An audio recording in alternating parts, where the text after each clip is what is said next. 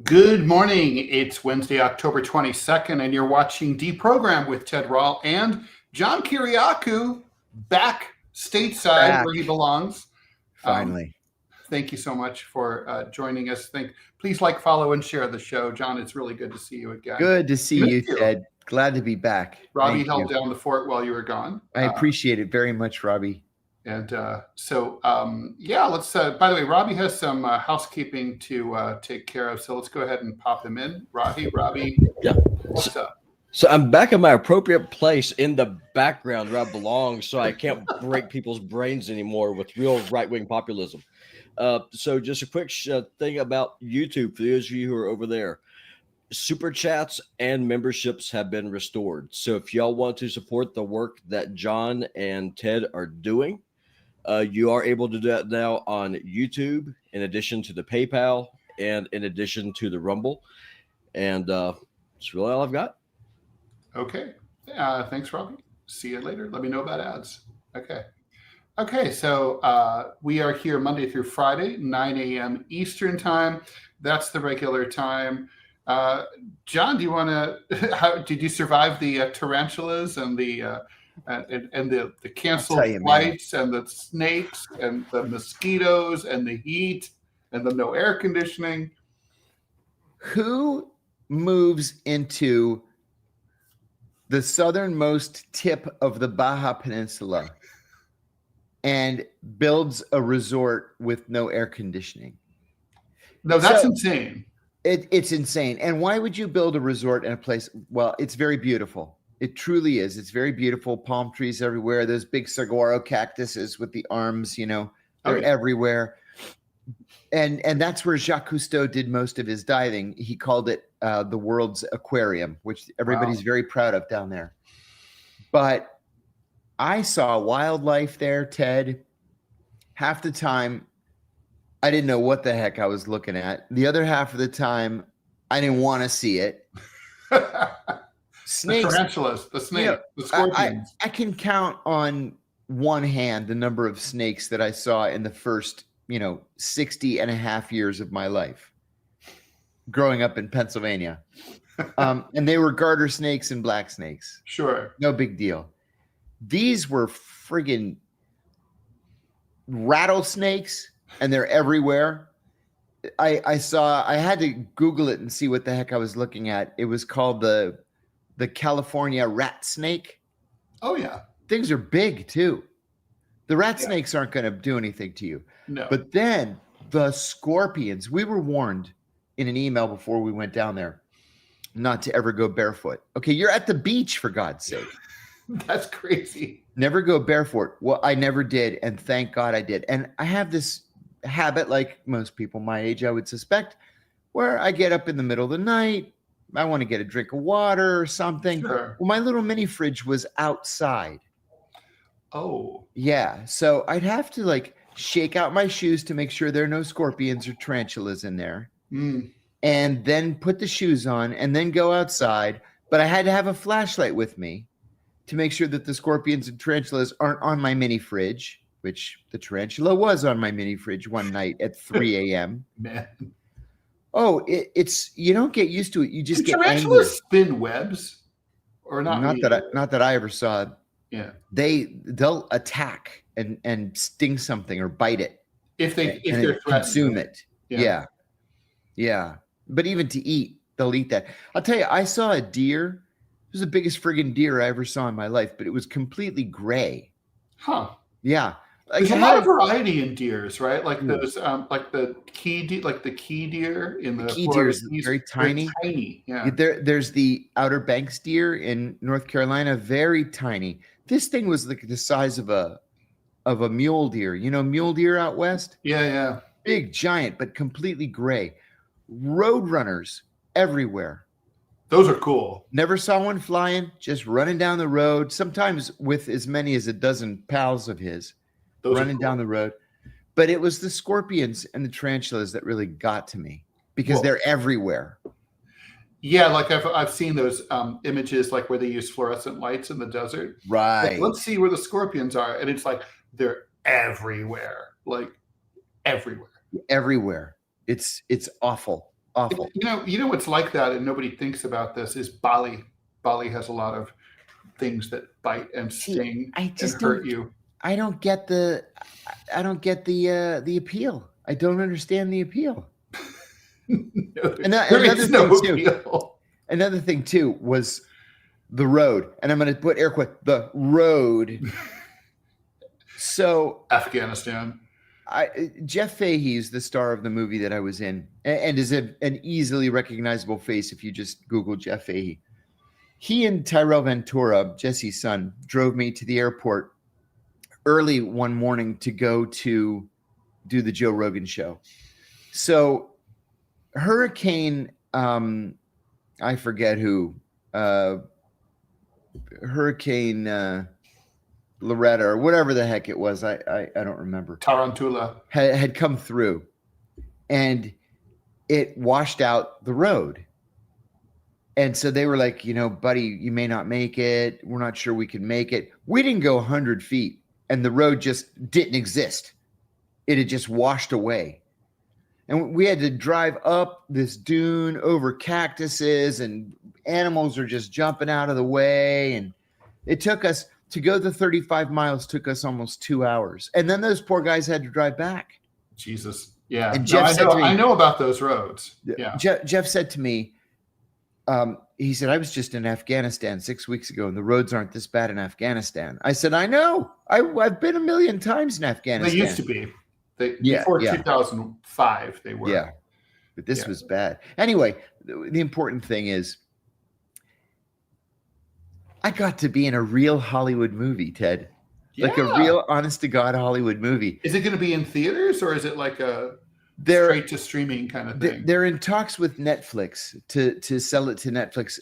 The editing is going to be done by April. Then they're going to lay over the soundtrack, and it should be ready to watch by July or August. Fantastic. And that was really fun. Great group of people. Obviously, it's impossible to tell. I used to be friends with a film director, and he, told me, like, you don't really know what you have until you get in there. I asked the same question. Yeah. I asked Jeff. He's been in like 280 movies and TV series, and I said, Jeff, do you know when what you're working on is good? And he said, no, you don't. He said, what we tell ourselves. Never, right? Sometimes you've got lightning in a bottle, but not usually. And if Scorsese's directing it and Pacino's in it or whatever, sure. But he said, be okay. Yeah. Yeah. He said, what we tell ourselves is just to be proud. If you're proud of the job that you did, then that's good enough, because it's really not possible to know if it was good. And sometimes your best moments end up on the cutting room floor. Uh-huh.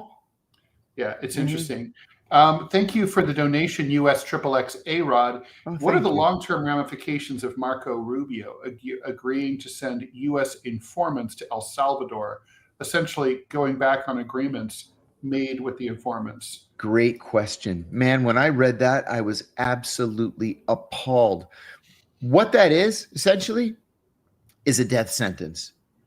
So he offered to rat out all of our informants in exchange for the El Salvadorians allowing us to lock people up in their gulag.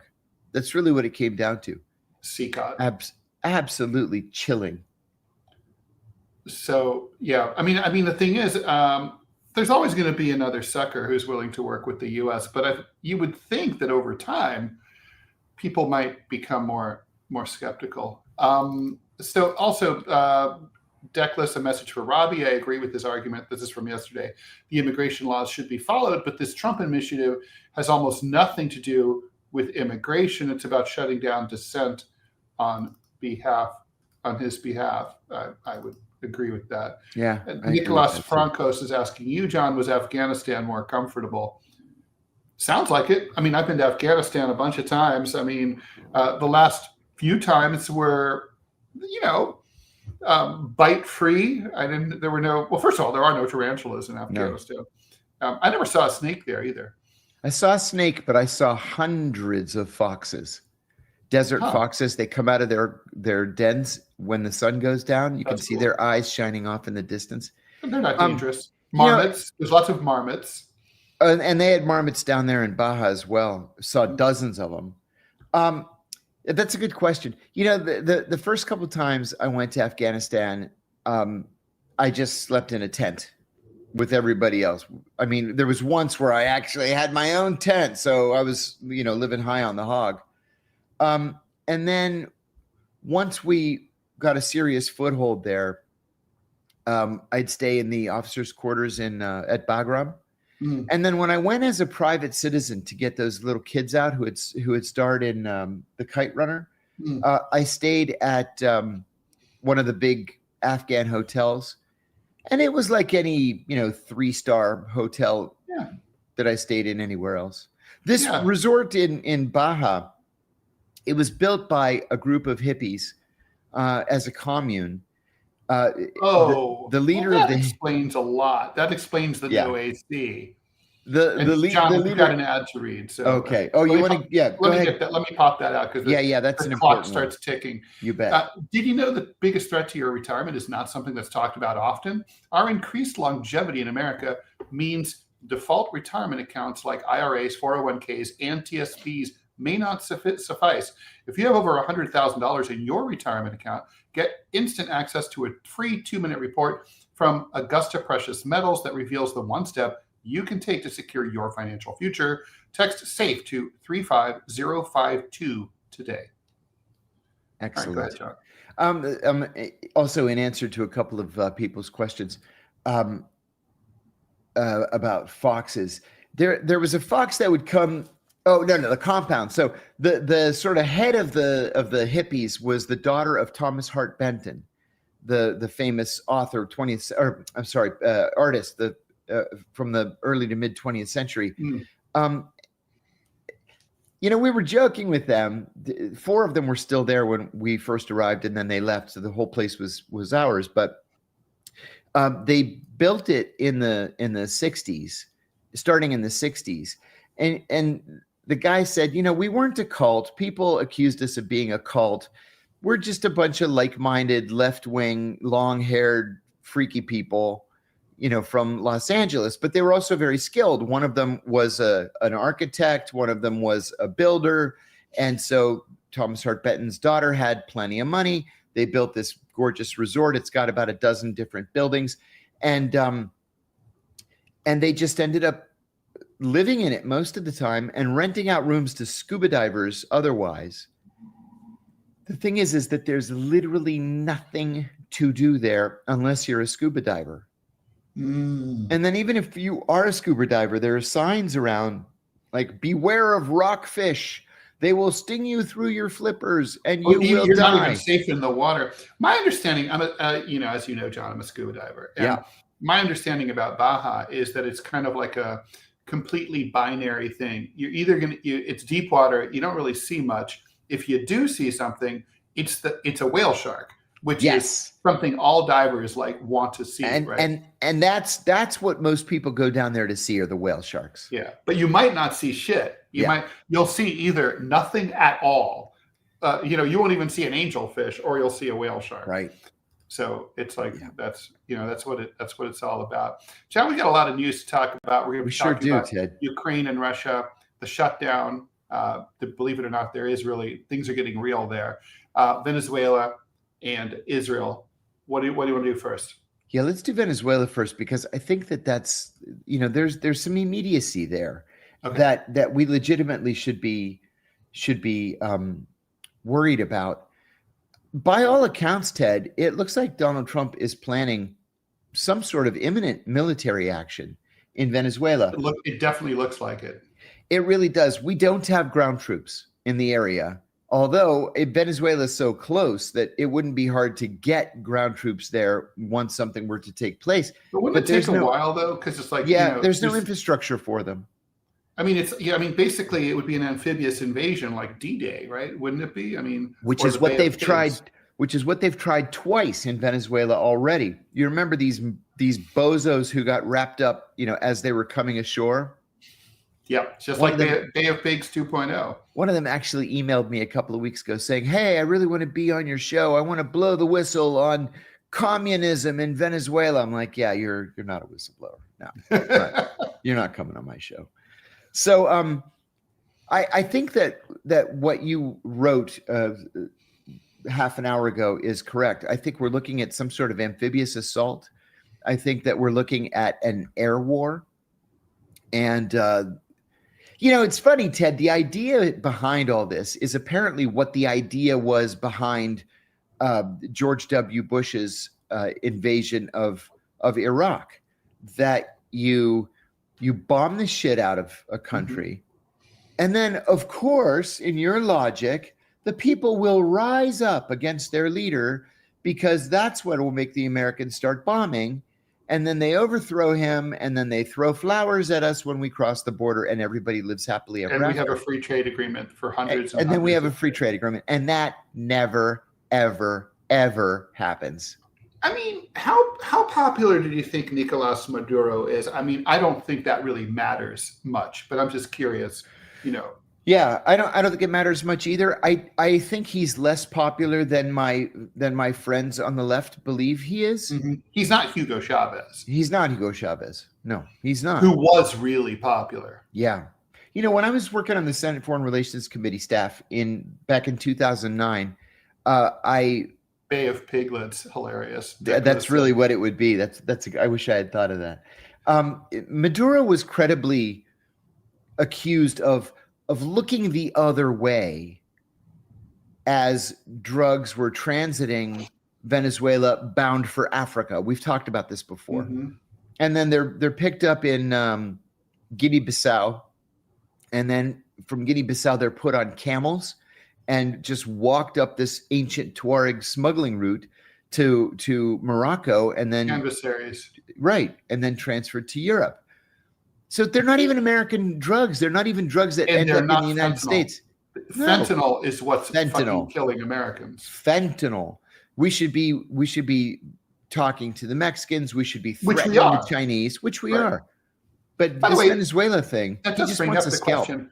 I mean, Robbie I hope facetiously suggested that we invade Mexico. I'm like, we already took half their country.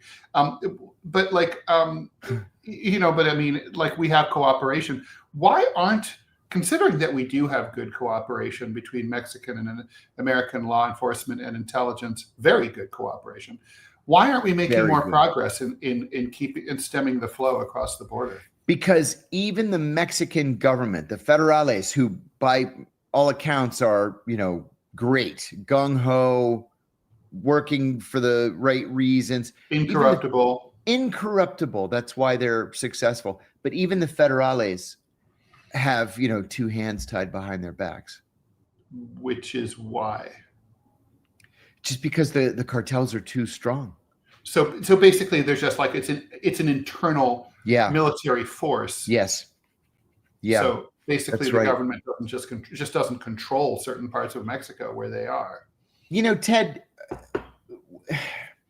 I know you've been to Mexico many times. I've been to Mexico many times. I've been all over Mexico. I love it too. The only place I haven't been is Chiapas, and I'd love to see it. Me neither. But the thing is, we should have been helping the Mexicans develop their economy for the last 100 years. True. And we haven't. We've punished them. We've tried to keep them out, force them out. We've supported the most retrograde factions in their political scheme. Without a doubt. I mean, we allowed 4 families to run and own the entire economy. Exactly. Exactly. Yeah, it's just like Haiti. We lament like, oh, poor Haiti. Oh, we wish we could help Haiti. And these are hardworking, very intelligent people who would do great if we just left them the fuck alone. Yeah. John, that's right. Good question from Real, and thanks for the $2. John, last week, Trump authorized covert CIA operations in Venezuela. I've been dying to talk to you about this for three days. What are some examples? And of like what would that look like? That's a great question. And what timeline would you expect to see results in? And don't freak out. I'm going to hit refresh on my StreamYard because I see that my signal's a little weak. Okay, go for it. So first of all, it's highly unusual to the point of being unprecedented for a president to publicly announce that he has authorized CIA covert action, right? That is something. When I was being called to testify in the Scooter Libby case, I was told that I wasn't even allowed to say the words covert action. Wasn't even allowed to say the words, let alone to talk about a program. Here, the President of the United States is talking about, like, publicly announcing a covert action program. I never saw anything like it in my life. So that can mean a lot of different things. It can be something as innocuous as giving $100,000 to opposition newspapers to do investigative reporting. Okay, no big deal. But it could also be, training paramilitary forces in the United States to parachute in and overthrow the government. It can be training assassins to take out Nicolas Maduro. It could be a plan to seize major intersections in Caracas and hold them for the likes of Juan Guaido or this woman who apparently won the election. It can mean a lot of different things. In this case, I think the goal was twofold. The goal was to actually set in motion the overthrow of the Venezuelan government. But the second goal was to so frighten Maduro that he at least make contingency plans to run off somewhere, to Cuba, most likely. They're trying to spook him. Yeah, I mean, they're trying to frighten him. This is a dude who's been targeted for years now by the United States, and not to mention his predecessor, Hugo Chavez, was actually overthrown for the weekend by the U.S. Yes, he was. With the cooperation of the New York Times, not one of their finest moments. But like, basically, he knows what's in the mail. He knows what he faces. He's not spookable, right? I mean, he knows. No. He's not. And another thing too, he's not going to run scared. Number one, he will not run scared. Number two, and the Venezuelans are very nationalistic people, right? They are. They'll support an unpopular president that they don't like over an invasion force. 100%, as would most countries. Yes. I would support Donald Trump. Me too. Over, some invading Canadian army. Yeah, invading Canadian army. Absolutely. Fuck off, Canadians. Yeah. So number two, a lot of the people who would be naturally opposed to Maduro politically are not in Venezuela. They're mostly in the United States working. And so I just don't see that this is going to be a big problem internally for Maduro. The big problem is the prospect of an American invasion. Well, let's talk about that, because that was definitely something I've been dying to talk to you about. Like I said, in terms of, what's very interesting and disturbing about this, I mean, war powers are assigned exclusively to the U.S. Congress under the Constitution, but they've been whittled away for 200 plus years. And now Trump has brought this to a new level, where basically he's not even consulting with Congress anymore about the deployment of 10,000 U.S. troops and the murders of over 30 Venezuelan nationals, of whom at least one appears to have just been a fisherman. Certainly, the guy from Colombia almost certainly was a stranded fisherman. Right. So basically he wants to do this without any accountability to the American people, right? JFK went on national television and revealed the existence of spy plane technology to show that Cuba had Soviet missiles, and basically was like, look, I'm bringing you to the brink of World War III, but here's why and here's what's going on. This president is not telling us, he's either lying to us, these are Tren de Aragua. None of them are Tren de Aragua. No, none of them. None of them. It's like, and they're bad, they're narco-terrorists. There's no such thing. They're bringing drugs to America. No, they're not. Basically, he's asserting the right to just sort of kill people without identifying them or providing any evidence about who they were or why they mean the U.S. harm or why it's legal to do so.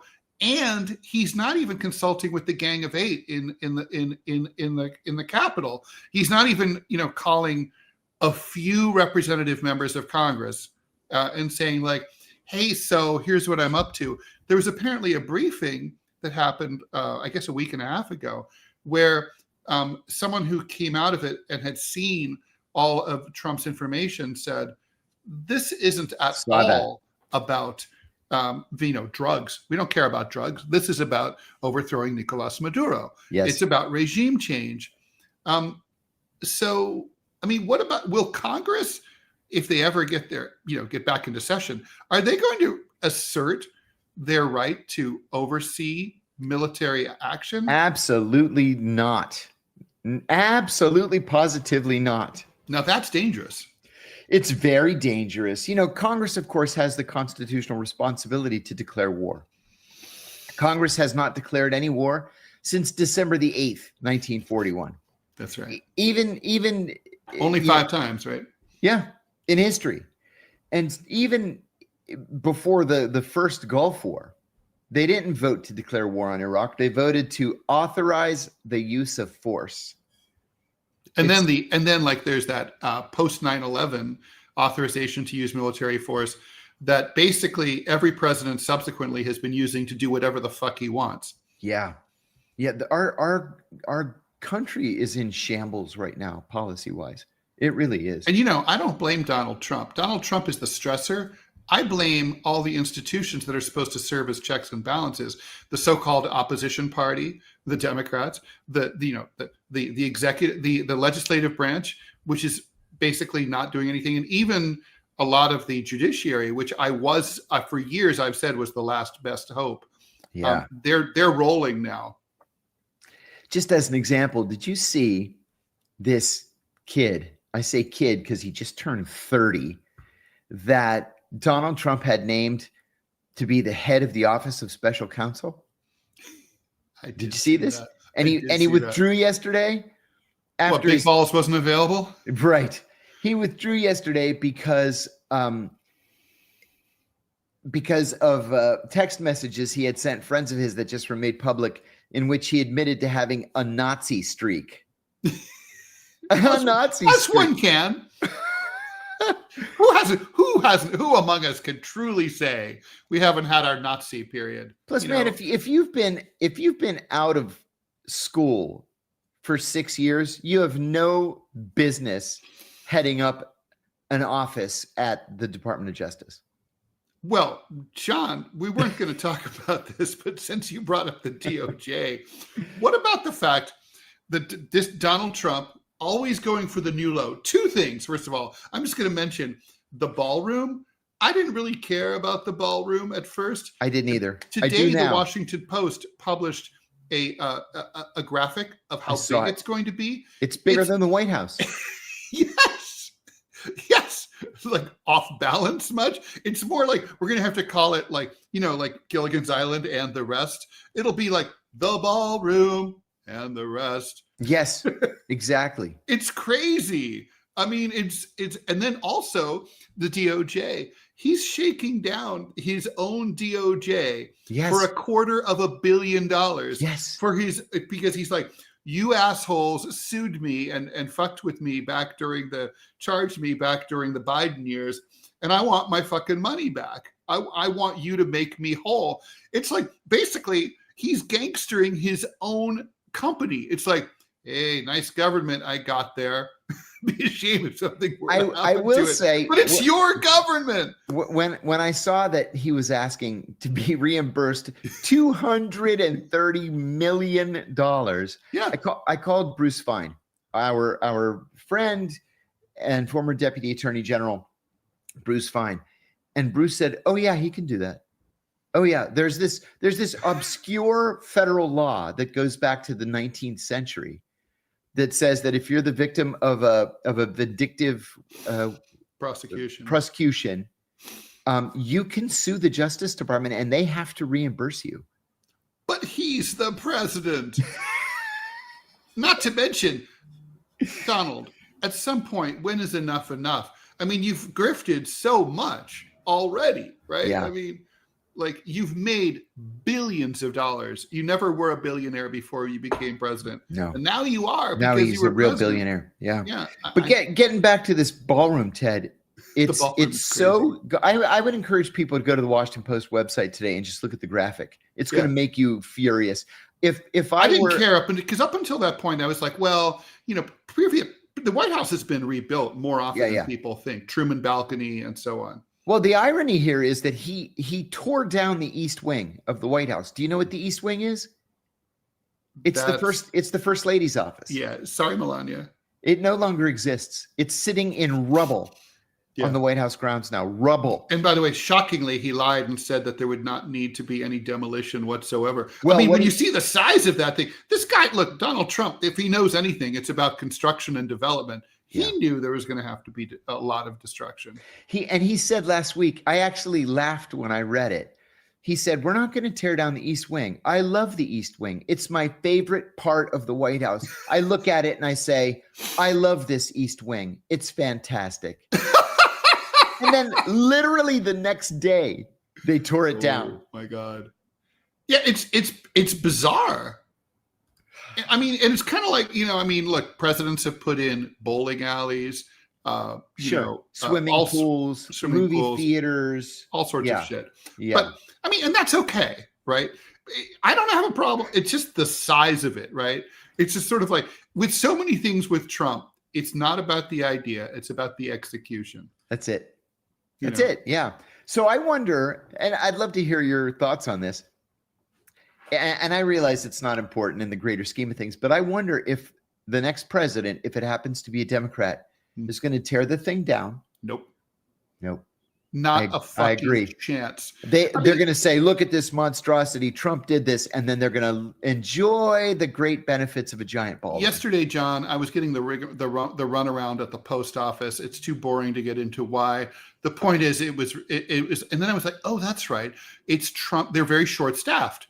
And it's because of Trump's shitty postmaster general, who he appointed during his first term. And wait for it, Biden kept. Yeah, right? Biden kept. And now we're stuck with him. Or, I mean, Biden kept all sorts of shit, right? Like Trump got rid of the homeowner deduction for property taxes over $10,000 in order to fuck the people who live in the blue states. Exactly. Biden kept that when he came in. I mean, Democrats will keep everything. They will keep ICE. They'll keep up the ICE raids. They'll keep it all going. Nothing will change.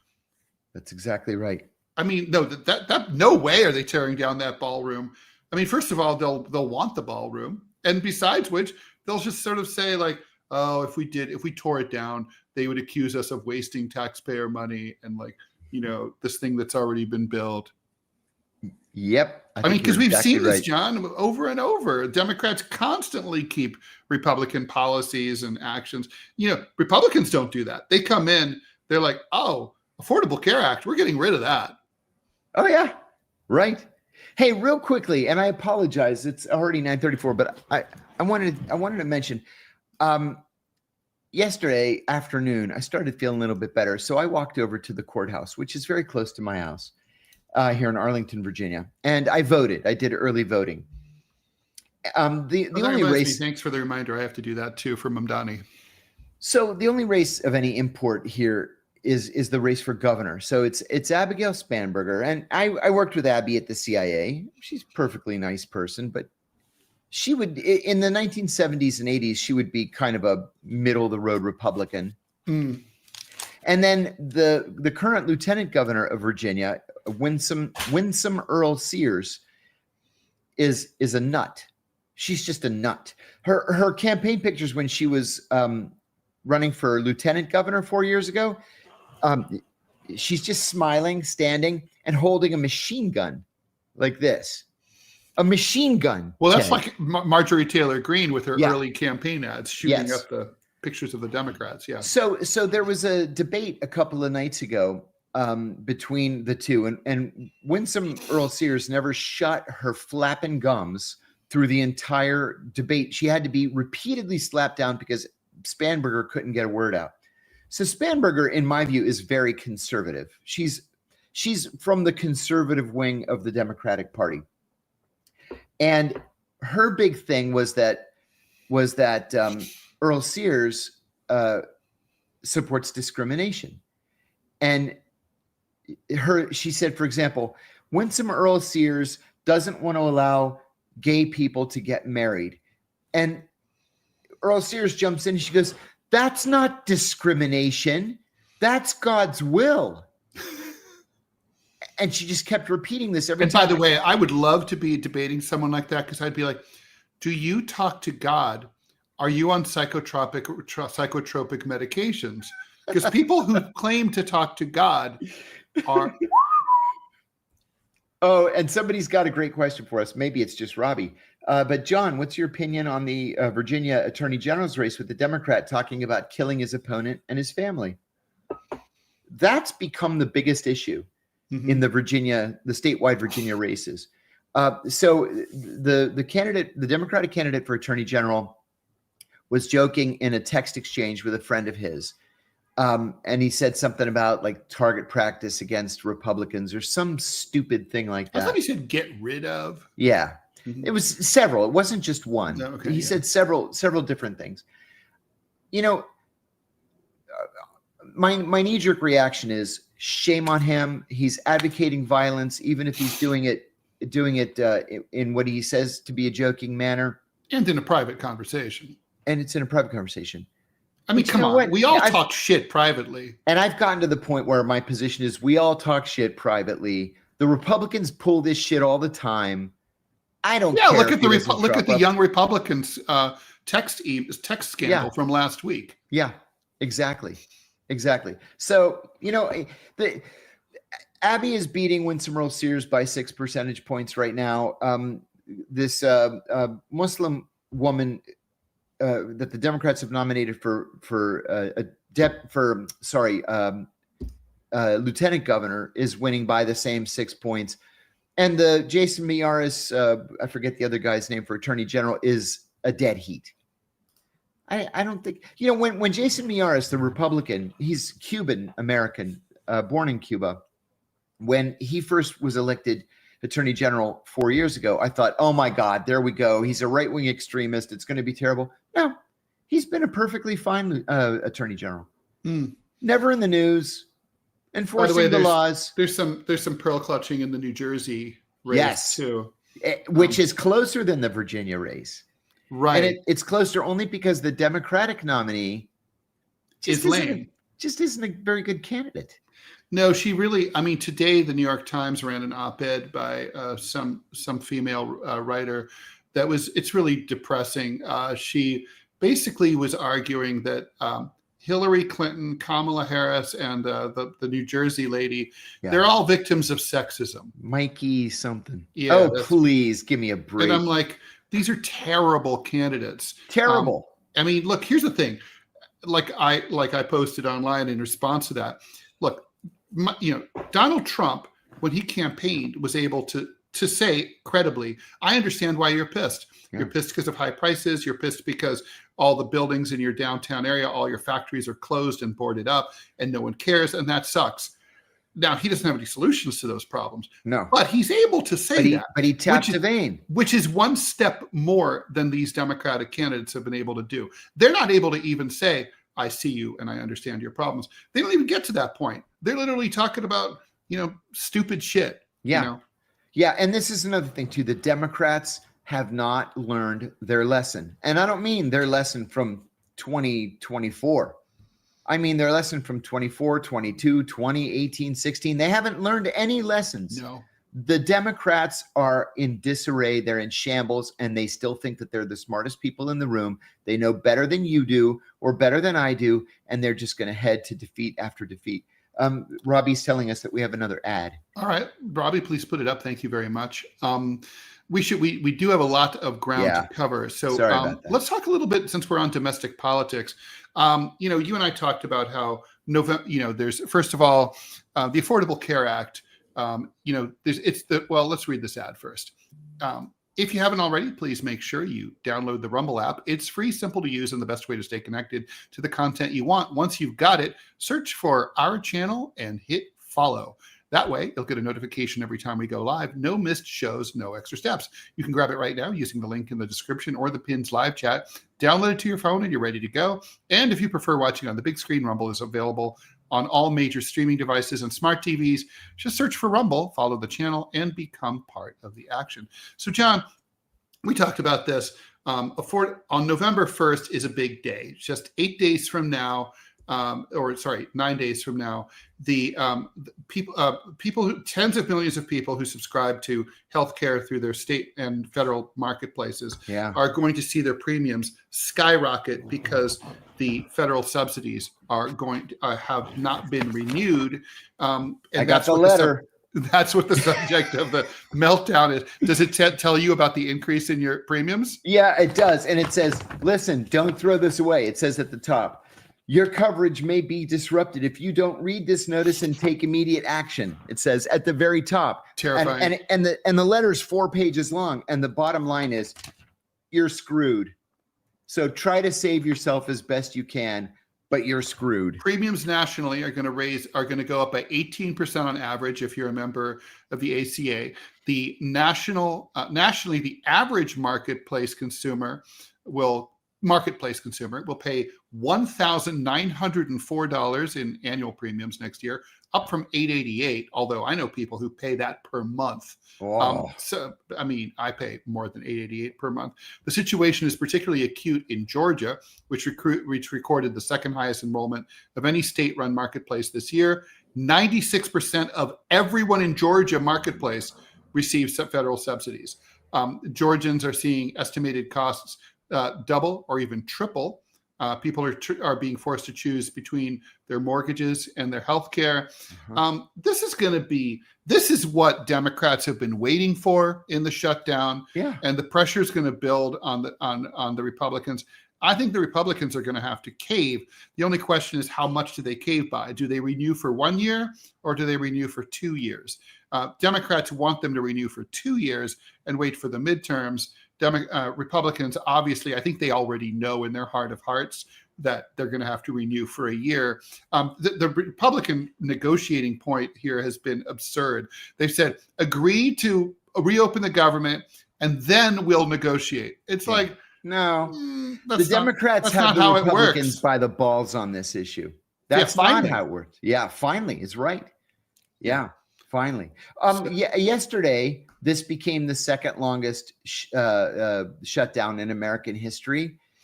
It will become the longest shutdown, like in a couple of days, I think. Yeah, just in a few couple days. of days. Mm-hmm. And I think it could go on, but I mean, yeah, definitely. If I'm Schumer and Jeffries, I'm just like, everything is just fine. Yeah, because Congress is still getting paid. They exempt themselves from these, of course, these other laws. And of course, Trump is shaking down the sofa cushions to look for money for the military. Yeah.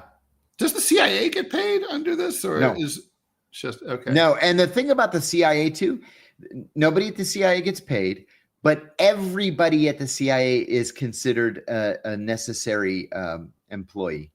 So you're forced to work. Literally everybody at the CIA. When I was in Bahrain in 95, it was what is until the other day was the second longest shutdown ever. And the ambassador declared everybody in the embassy an essential employee except the nurse. The nurse was the only one that didn't have to come in. I've got to comment on something that Tammy said. Nobody comments on my political stuff on Facebook.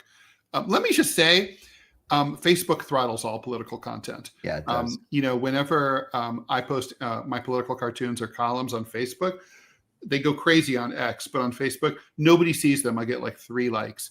I put a picture of Clovis up there, thousands of likes. I mean, granted, Clovis is more appealing than my politics, but still. I mean, and they've said that. They said that they throttle all political content. Outrageous. So it's not like a conspiracy or anything. So government shutdown, we're going to say, can Democrats snatch defeat from the jaws of victory here? I don't think so. I don't trust the Democrats. I think that Hakeem Jeffries is a clown and Chuck Schumer is corrupt. And I don't think there is any leadership in the Democratic Party. What do you think? Well, no, I mean, what I was trying to say is like, can they fuck this up? I mean, Democrats are sitting pretty. Could they fuck this up and under negotiate and under leverage this? Absolutely. They could. Yeah, absolutely. Yes. They could really blow it. But I mean, right now that the Republicans are starting to finally feel the heat on something, I mean, Donald Trump is 8 years overdue, but in 2016, he promised to come up with a plan to repeal and replace the ACA. Ain't nothing yet. And I mean, I think the bottom line is, I don't know what the answer to this is. either the Republican Party is split on this issue because like MTG says we've got to do something about it, or Republicans in general just don't care about healthcare. And I lean more toward the latter. But what do you think? Yeah, I think the Democrats probably consider themselves fortunate that they have the ACA as an issue. Otherwise, there is no issue. Right. And that's the only thing that's going to save them as this thing. And it's a shitty plan. It's just that it's better than no plan. Yeah, without a doubt. C. Morris, thanks for the $1. Did you all see where a former J6 pardonee was arrested for threatening to kill Hakeem Jeffries? Yes. I did see that. Yeah. Yeah. You know, so many of these people that Trump pardoned have gotten in trouble since their pardons and their release from prison. One was shot and killed in a shootout with a cop in Indiana. Ages of course ago. There were. Could that just be simply that there were thousands of them? And if you randomly select 3,000 people, 8 of them are going to get into trouble with the law. Yes, I think that's it. I mean, it does remind me a little bit about the 4 assholes that Bernard Goetz, the subway vigilante, shot in the mid-1980s here in New York City in the subway. Yes. And then one of them was later, there were liberals who were like, they were just underprivileged youths. Yeah, one of them got caught raping his 85-year-old neighbor on the roof of his housing project. Lovely fellow. Oh, Lord. Oh, my God. Yeah, there's a special place in hell for people like that. For sure. And it's kind of like, after all that, I was kind of like, I'm on Team Bernie Goetz. Besides which, I am too. I always thought that the most interesting moment there was that, like, when the cops showed up, they said, which way did he go? And everyone who was on the car, nobody who knew him, nobody saw it. They all said he went that way when it was the other way. Yeah. So they saw what happened, and they all sided here. So okay, let's get into I'm super interested in this genocide thing, Genocide 2.0, as I put it in the thumbnail. So Israel, I mean, it's unbelievable. I guess it's not unbelievable, but Israel is blocking aid into the Gaza Strip again. Now, the whole point of a big point of the 20-point plan was that aid was going to be completely restored, and it was going to flow in and flood the zone. Which, by the way, would put a major crimp into those criminal gangs who've been stealing aid. So basically, the border crossings, 2 out of 7 of them are open, 5 out of 7 are closed. Aid trucks are stranded. UNRWA was supposed to be allowed back in. They're not being allowed back in. A bunch of NGOs that have long experience, very reputable, are not being allowed back in. So basically, there's a ceasefire. I don't get this. So, John, explain this to me. Israel signs a ceasefire, but they're still shooting and killing and blowing. Well, people up. you called this weeks ago. You said that the Israelis always violate the ceasefire, and they violate it quickly, and they did it within hours of over and over with airstrikes, shootings, you name it. Right. Then also. They said they're going to allow aid in. They don't allow the aid in. Yeah, it's kind of like, what is this? What is this fucking agreement? Well, we're moving on to phase 2. Y'all haven't done phase 1. No. In fact, JD Vance is in Israel right now, and I just got a push notification 15 minutes ago or so that Marco Rubio has arrived in Israel as well. Yeah. Presumably to tell the Israelis to get with the program. He even said, like, oh, I'm not here to babysit the ceasefire. I'm like, I think you are. Yeah, I think that's exactly why you're there. Yes. And by the way, I'm all for it. Yeah, that's right. So let's may I add something too? Tucker Carlson has been more and more outspoken about Israel, and he's making a lot of enemies, especially on the pro-Zionist right. And lately he's been talking about both the notion of greater Israel, as well as this Zionist extremist plan to blow up the Dome of the Rock, the third holiest site in Islam, and to build what would be the third temple. right? The first temple on the those people are crazy. They're crazy, but it's entered the mainstream of Israeli politics. Sharon visiting the Dome of the Rock was enough to trigger the Second Intifada. Yep, that's right. To blow it up, and he said the other day, and I agree with him wholeheartely, to destroy the Dome of the Rock would be the event that starts World War III. Yes. Easy as that. And by the way, I think it would probably be the beginning of the end of the Israeli government and all of its support. I think what would happen to them, in a way, I hope they do it, because it'll be just like what happened to the Taliban after they blew up the Bamiyan statues. And the whole world, up until that point, people forget. They were, obviously a very isolated regime. Sure. But the world was starting to warm to them, right? Like the Clinton administration was actually paying Taliban officials salaries. We were funding, opium eradication in Afghanistan. We were flirting with this Trans-Afghanistan pipeline project. That's right. We flew Taliban emissaries to Houston to meet with the Bushies. Executives. Yep. Early on. So things were starting to maybe warm up, and then they pulled that. And then that was, from that point on, they were dead to us. Yes, exactly. Yes. It's interesting, right? I mean, because it's fascinating. Mullah Omar said, like, well, you guys care about these, old rocks more than you care about the people who are affected by sanctions. Point taken, but he's also right. We do care about old rocks a lot. Yeah, and we do. In this case, we care about old religious buildings too. That's right. It's just the way it is. Sorry if that's offensive, but that's just a fact of life. Yeah. Human psychology is what it is. Yep. Do we want to talk about, well, we should. I mean, it's perfect timing. Russia and Ukraine. So yeah, we have to. So it looks like, obviously, so I'm a little bit of at a loss here. I mean, we are definitely reduced as Americans to Kremlinology, like reading between the lines of Izvestia every day to find out what's really true, right? Yes. So Sergey Lavrov, foreign minister of Russia under Putin, called Marco Rubio and basically said, look, our position hasn't really changed, and Trump is miscategorizing our ability. Trump just wants to freeze the conflict at its current lines and just say, okay, that's it. These are the new borders. Maybe later on you can do some land swaps. But for now, this is it. Line of control, just like Kashmir. And that's how we're doing it. And then Trump was like, no. I want this to be, that's it. This is the war. It's over. Russia said our position hasn't changed. So they had this call.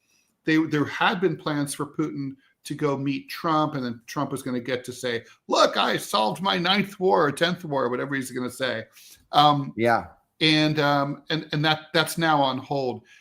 Is Trump now pissed at Putin, or is this just sort of like, is this a big deal, or is this just sort of like a delay and these things happen?